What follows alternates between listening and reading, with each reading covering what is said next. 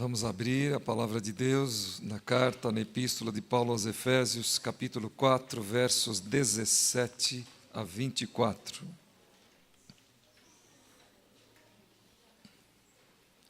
Efésios, capítulo 4, versos 17 a 24.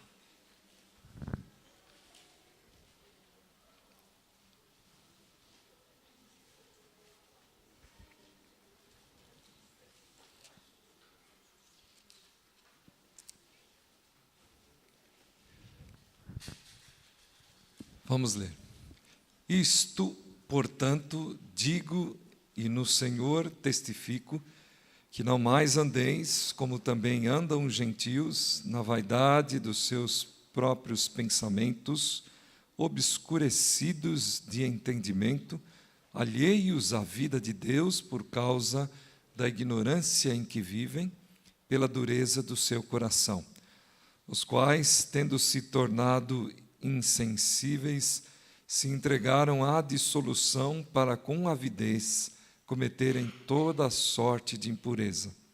Mas não foi assim que aprendestes a Cristo, se é que de fato tendes ouvido e nele fostes instruídos, segundo é a verdade em que Jesus, no sentido de que, quanto ao trato passado, vos despojeis do velho homem, que se corrompe segundo as concupiscências do engano, e vos renoveis no espírito do vosso entendimento, e vos revistais do novo homem criado segundo Deus, em justiça e retidão procedentes da verdade. Esse texto belíssimo do apóstolo Paulo, mais uma vez, vamos meditar nos seus escritos à igreja de Éfeso, a igreja, uma das mais importantes desse momento inicial do cristianismo, que era esta igreja que foi pastoreada também por Timóteo. Nós lemos nas cartas de Paulo a Timóteo a sua instrução para que ele desse sequência ao pastorado. E é uma das 7 cartas do Apocalipse. Nós vemos, portanto, a grande importância que tem essa carta, e é uma mensagem universal. Não serve, não é direcionada tão somente àquele povo, aqueles irmãos que se reuniram lá no primeiro século, mas o seu teor é amplo. E este é o convite que nós fazemos aos irmãos através dessa meditação, a entenderem, a sua participação, ou a nossa participação nos escritos como rebanho cuidado por este líder da igreja, o apóstolo Paulo. Ele declara de forma bem específica como a nova vida em Cristo e a identificação com Ele, a partir da compreensão de tê-lo como cabeça, está nesse mesmo capítulo 4, versículo 15, mas seguindo a verdade em amor, cresçamos em tudo naquele que é a cabeça, Cristo Jesus. E por isso nós precisamos entender o que Paulo espera da nossa vida cristã em nível de resultado prático. A nova vida com Cristo é totalmente incompatível com os antigos caminhos do paganismo.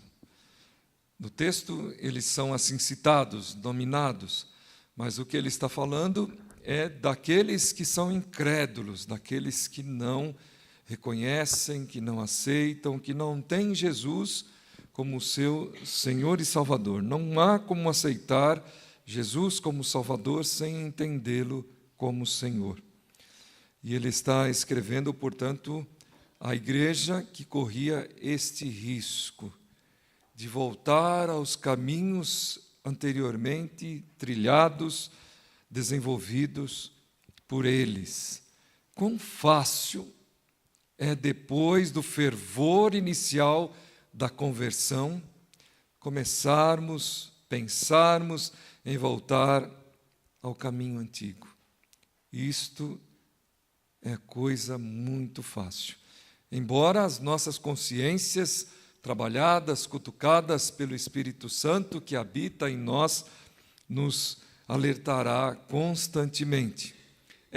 Desta tentação, ou essa tentação, irmãos, jamais poderemos nos livrar, mas poderemos vencê-la.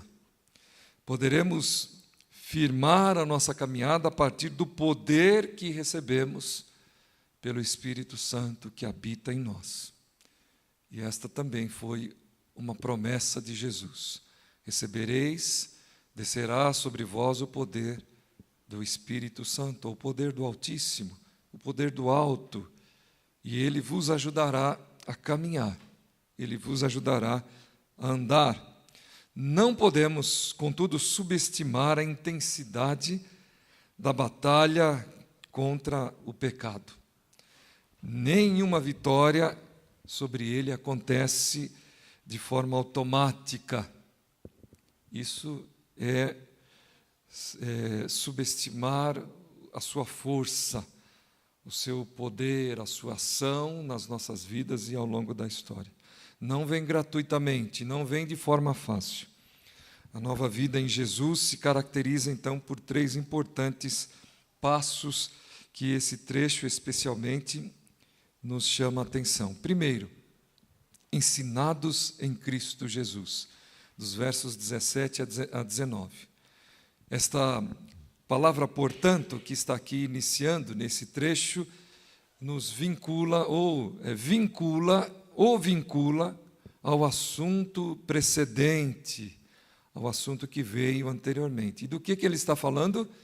Ele diz lá, que Deus prepara, Ele capacita, Ele habilita pessoas nas mais variadas necessidades que nós temos. Ele diz lá, por isso Deus levanta profeta, mestres, doutores, todos eles com um único fim, nos tornarmos firmes, firmados, crescermos à medida, à estatura do varão perfeito, que é Jesus Cristo. Então, esse trecho, ele segue justamente esta linha desenvolvida pelo apóstolo anteriormente. Porém, ele nos desperta atenção para o estágio, para o estado em que nós nos encontrávamos, aonde estávamos quando Jesus tomou conta de nós, entrou na nossa vida, passou a conduzir os nossos passos. E ele, então, classifica esse momento anterior e poderemos, assim, ser identificados como os gentios, incrédulos, que se caracterizam pela prática de pecados grosseiros, vergonhosos, que chocam as consciências. Primeiro ponto. Segundo, que vivem na vaidade dos seus pensamentos. Vivem na vaidade dos seus pensamentos. Paulo fala de pessoas que seguem o curso de suas próprias ideias, alheios a Deus. Ou seja, sem a iluminação do Espírito de Deus. Isto ele classifica, ele chama de vaidade. Ser conduzido pelos seus próprios pensamentos, alheio à iluminação, à direção do Espírito Santo, é ser vaidoso, conforme ele diz aqui. Então, Paulo identifica que esse momento antes da presença de Jesus nos caracteriza como vaidosos, que andavam segundo o curso dos seus próprios pensamentos. Mas ainda acrescenta a respeito desse instante, obscurecidos ou entenebrecidos no entendimento. Outros versículos, onde ele desenvolve essa qualificação, nos ajudam a compreender um pouco mais do que ele quer dizer. Por isso eu peço aos irmãos que abram o livro de Romanos, capítulo 1. Já temos lido esse versículo algumas vezes e vamos mais uma vez fazê-lo. Versículos, na verdade mais de um, versículo 20 e 21. porque os atributos invisíveis de Deus, assim o seu eterno poder, como também a sua própria divindade, claramente se reconhecem desde o princípio do mundo, sendo percebidos por meio das coisas que foram criadas. Tais homens são, por isso, indesculpáveis, porquanto, tendo conhecimento de Deus, não o glorificaram como Deus, nem lhe deram graças, antes se tornaram nulos em seus próprios raciocínios, obscurecendo-se-lhes o coração insensato. O que ele está dizendo aqui é que esse escurecimento do entendimento, da compreensão de que Deus é Criador, de que todas as coisas acontecem, existem, porque Ele assim está controlando todas as coisas. Irmãos, aqui é algo que nos choca tremendamente muitas vezes, porque nós não admitimos que algumas situações, que alguns acontecimentos possa ter a presença ou a ação de Deus, possa ter algum tipo de participação divina. Mas, como ele está dizendo aqui, Deus criou todas as coisas e não abandonou estas coisas criadas. Antes, Ele caminha, de alguma maneira, através destas coisas, com os seus santos propósitos, com os seus projetos, com os seus planos, trabalhando. Nos ensina as Escrituras que, enquanto nós dormimos, Deus trabalha. Não tosquenejará o guarda de Israel, diz a palavra. Enquanto muitas vezes nós estamos no descanso, conforme cantamos, Deus está agindo. Então, não duvidem disso e não pensem que Deus não esteja em qualquer momento da história, em qualquer lugar da terra ou do universo. Lá o Senhor está. Ele tem os seus planos e propósitos. Ainda acrescenta o apóstolo, insensíveis, com o coração petrificado. Na verdade, ele está falando do afastamento daquilo que Deus tem e Deus quer realizar sobre a face da terra. Muitas vezes, as circunstâncias ou situações nos levam a pensar que Deus, portanto, se afastou de tudo, que Deus abandonou tudo. Nós nos tornamos insensíveis ao agir de Deus. Nós, portanto, adquirimos meios, ferramentas para a distinção do que era a vida sem Cristo e o viver com Ele. Este primeiro ponto, esse primeiro aspecto que a igreja, que cada um de nós deve entender a partir destas palavras do apóstolo Paulo aos Efésios. Portanto, diz ele, digo e no Senhor testifico que não mais andeis como também andam gentios, dos quais, quem sabe, todos nós fazemos parte. Que mais? Aprendendo de Cristo, versículos 20 e 21. Um outro questionamento que é feito pelo apóstolo diz respeito à comunhão pelo relacionamento cotidiano. Uma das belas e preciosas tarefas que temos incentivado em nosso curso de casais, aí em pleno funcionamento, em pleno andamento, é a oração conjugal, a oração do casal, feita, como que ela acontece, irmãos que estão participando? Olho no olho só, joelho no joelho, olho no olho. Nós estamos desenvolvendo uma prática que para muitos é novidade, para outros nem tanto, está sendo resgatado, mas que nos ajudam a partir de uma oração onde dois participam de ideais, de propósitos, de metas que são de uma carne só, sejam perceptíveis, sensíveis a ambos. É disso que nós estamos falando a partir desse versículo. Mas não foi assim que aprendestes de Cristo, ele diz no versículo de número 20. O que isto quer dizer? Que quando nós estamos nesse estado de relacionamento com o Senhor, por certo, nós aprenderemos e, por certo, seremos investigados, seremos vasculhados, seremos sondados em todo o nosso ser, em toda a integridade do nosso ser, e saberemos disto, porque Ele nos tornará claro, porque Ele nos fará compreender.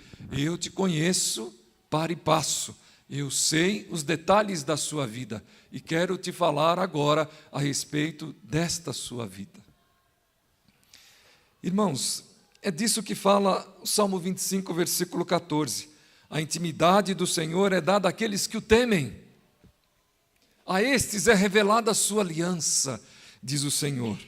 E lá no livro de no livro de João, capítulo 15, versículo 15, Jesus diz assim aos seus discípulos: eu não vos chamo mais de servos, porque o servo não sabe o que faz o seu Senhor, mas eu vos chamo amigos, porque tudo o que recebi de meu Pai, eu vos dei a conhecer.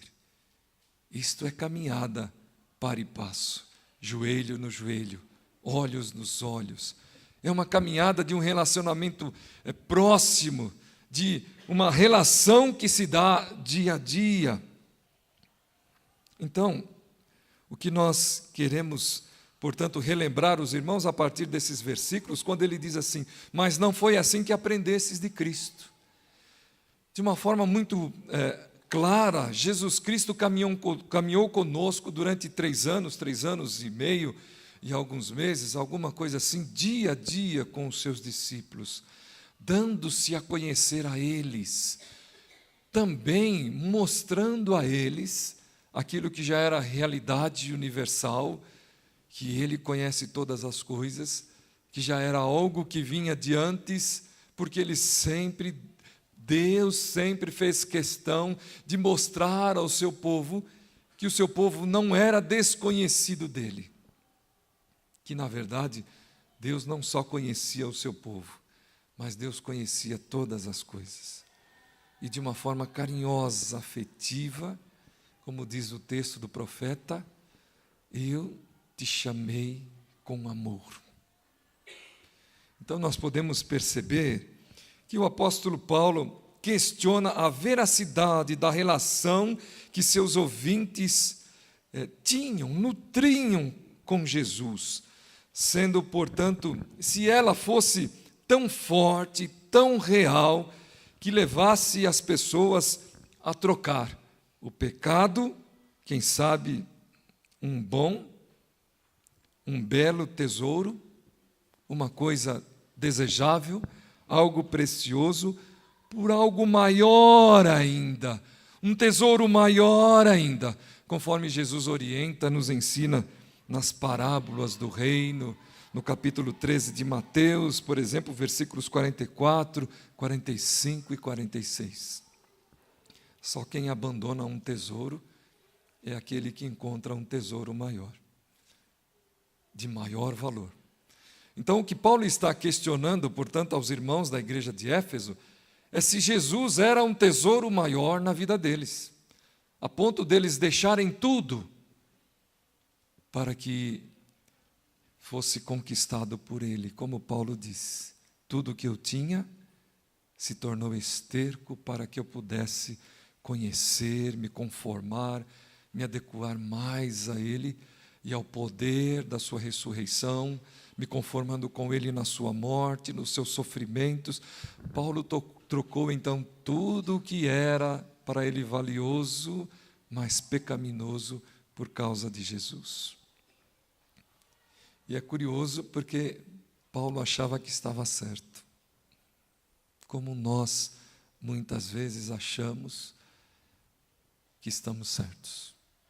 Mas chega um dia em que nós precisamos dizer: Senhor Jesus, o Senhor tem muito mais valor do que qualquer outra coisa na minha vida, do que isto que eu valorizo tanto. É o que Paulo está chamando a atenção dos irmãos. Por isso ele diz assim: mas não foi assim que aprendestes a Cristo.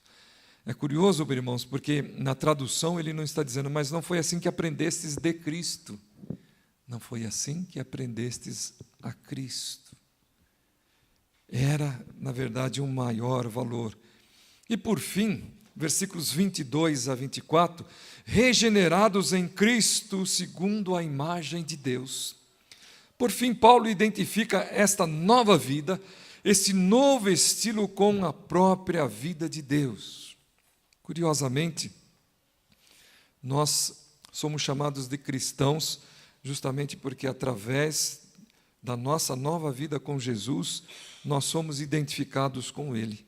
Nossas práticas do tempo que não tínhamos ou não conhecíamos a Deus através de Cristo Jesus devem ser abandonadas, porque o alvo da vida nova deve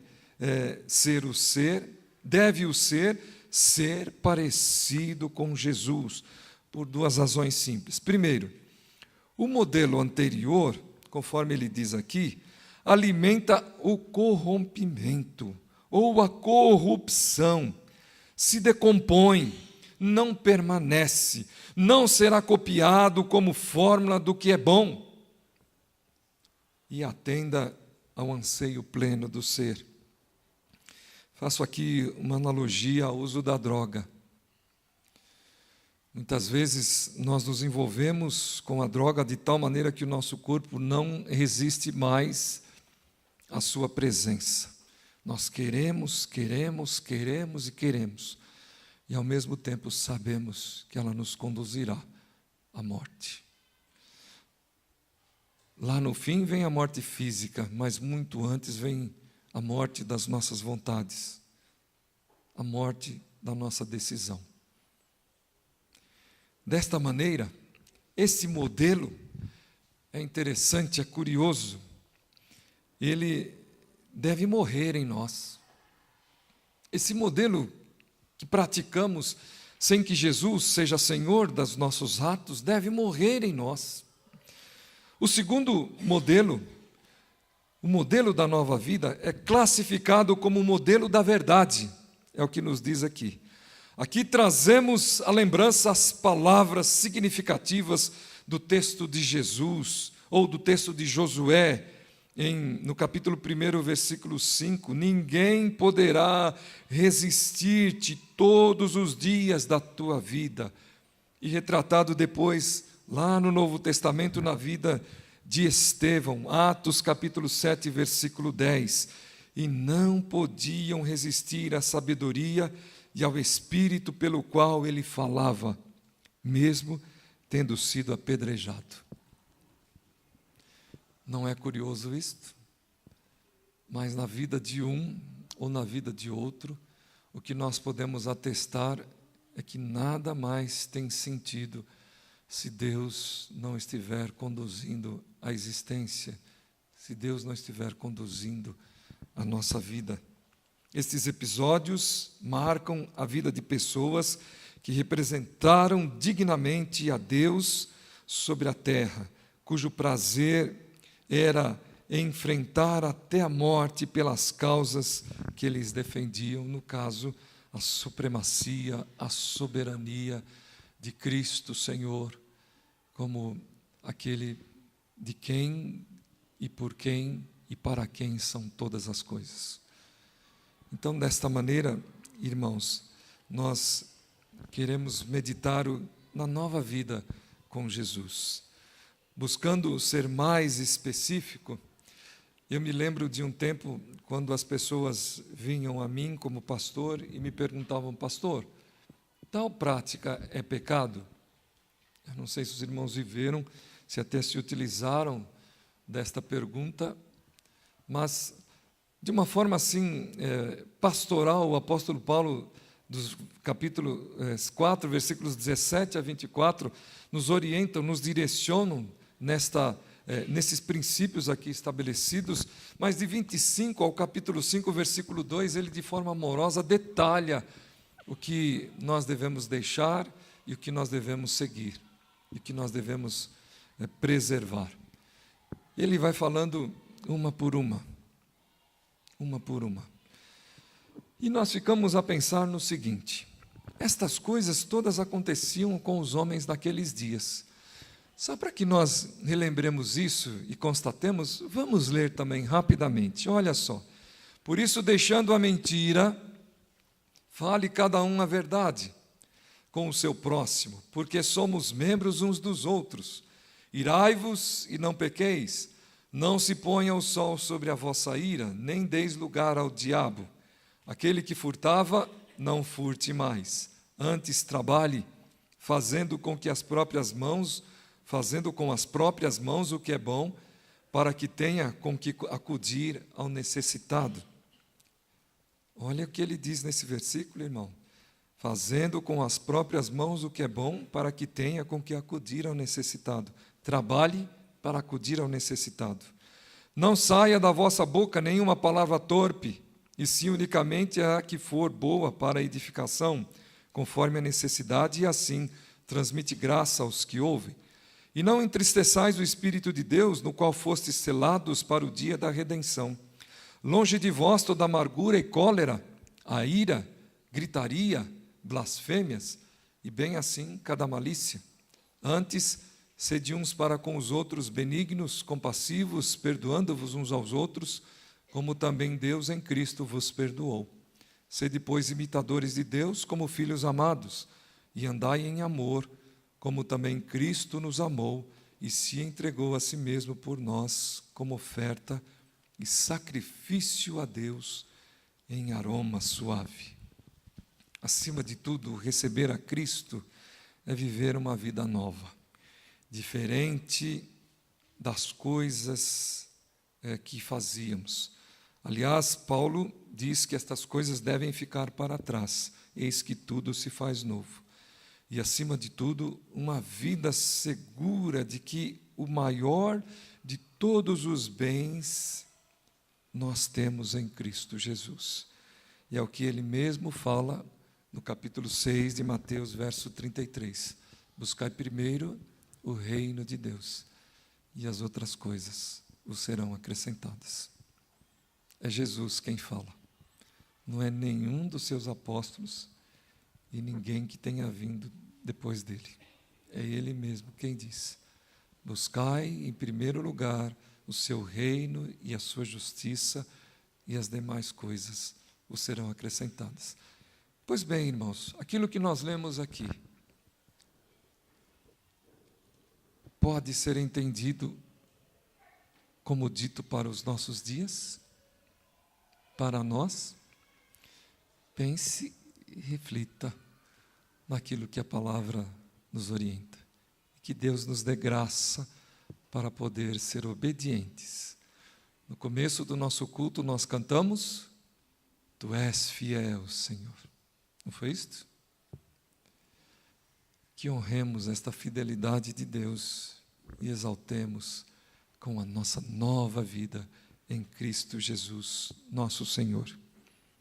A Ele honra e glória. Amém.